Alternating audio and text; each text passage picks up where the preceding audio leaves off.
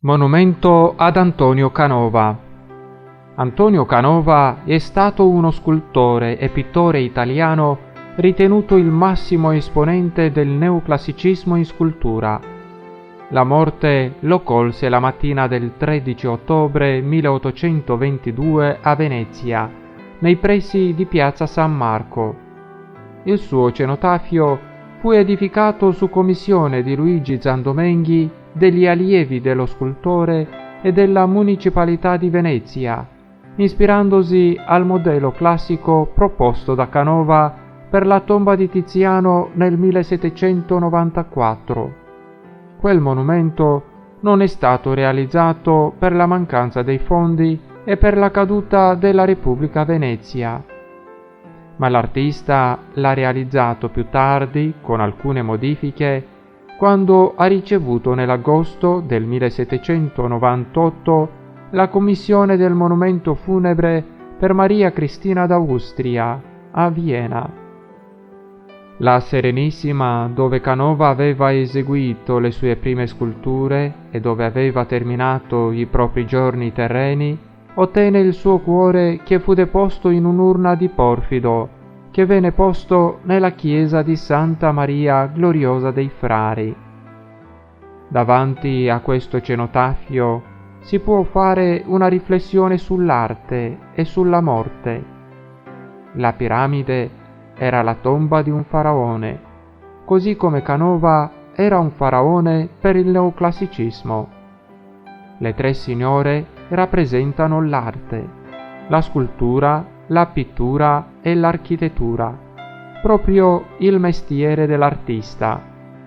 Loro partecipano al funerale e sono molto rattristate perché è morto un grande artista.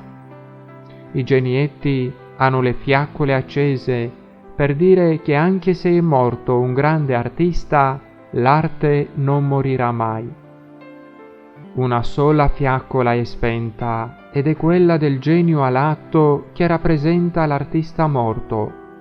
Questo significa che per lui la vita terrena non c'è più.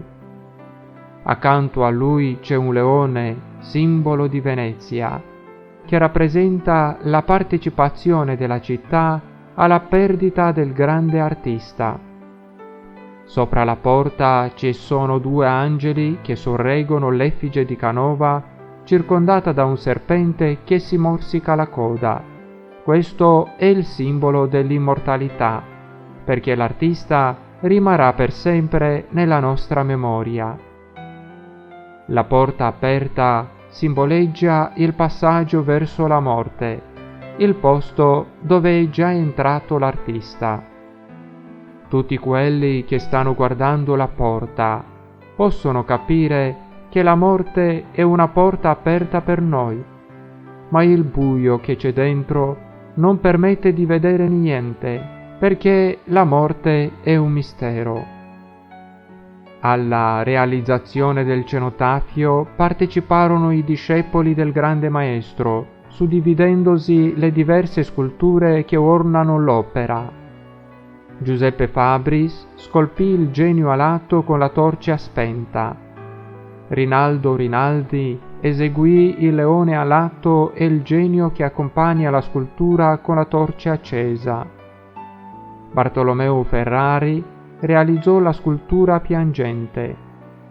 Luigi Zandomenghi preparò le allegorie della pittura e dell'architettura che portano una ghirlanda. Jacopo De Martini fece gli ultimi due genietti con la torcia accesa. Antonio Bosa realizzò il rilievo dei due angeli che sorreggono l'effigie dello scultore circondata da un serpente.